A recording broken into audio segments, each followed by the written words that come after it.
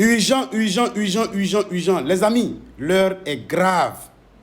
Le docteur Boga Sako a échappé aux encagoulés de Dramane Ouattara.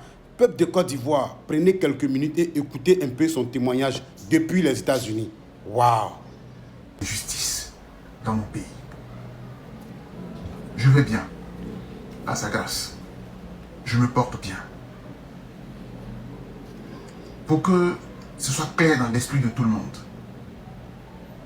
Je rappelle que c'est le lundi de Pentecôte, lundi 9 juin, que mes amis et moi, de la PEXI, et au nom de la FIDO, nous avons décidé de faire une autre conférence de presse. Parce que regardez très bien ce que traverse notre pays. Et encore une fois, nous avons dénoncé ce qui se trame dans notre pays. Une élection, c'est la liberté aux citoyens, au peuple, de choisir ses dirigeants. Cette élection est pipée. Alors que les uns veulent faire d'autres mandats de plus, ils ferment tout, ils verrouillent tout. Et l'élection n'est pas objective, n'est pas transparente. Pour prévenir ce qui pourrait advenir, c'est ma mission que Dieu m'a confiée. Dénoncer, alerter, interpeller la communauté internationale, tout le monde. C'est ce que je ne sais que faire. C'est ma mission, c'est ma vocation de défenseur des droits de l'homme. Jamais je ne prendrai les armes contre mon pays. Jamais je ne soutiendrai quiconque prendrait les armes contre ma patrie. J'aime mon pays. J'aime la vérité, j'aime la justice. C'est ce que Dieu a mis en moi. Alors, cette vidéo a commencé à faire des vagues.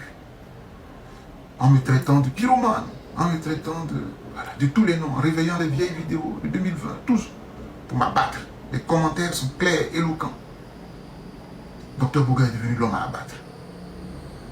Des amis et des frères à qui je ne cesserai de dire merci m'ont appelé de partout, de la Côte d'Ivoire, de l'extérieur, mes collaborateurs de l'extérieur, me demandant de partir, de partir, de partir.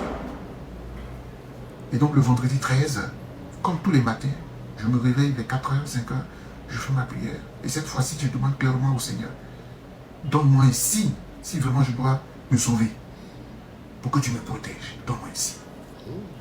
Il était vers 5h. À 5h21 du matin, je reçois un message d'une haute autorité de la sécurité de mon pays. Parce que j'ai des contacts, ils ont aussi mes contacts. Elle me balance la vidéo de la conférence de presse du 9 juin avec en commentaire un propos de menace du style « Ils le prendront à leur dépens, ceux-là. La poutinisation de la Côte d'Ivoire ne passera pas. » Voici le message. Et je lui ai écrit